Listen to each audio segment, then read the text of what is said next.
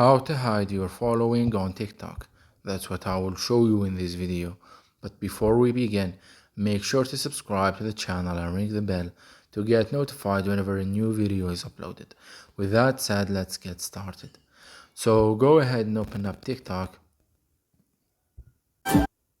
And once you do that, click on the profile icon at the bottom right. Then click on the three lines at the top right corner of your screen. Then click on settings and privacy. And here from the account section, click on privacy. And then scroll down to the interactions section. And from there, click on following list. Now, as you can see, the who can see your following list option is set to everyone. So in order for you to hide your following list and private that one, you need to select the second option that says only me. But keep in mind, if you select only me, other users will only see mutual friends as TikTok tells you right here, so keep that in mind.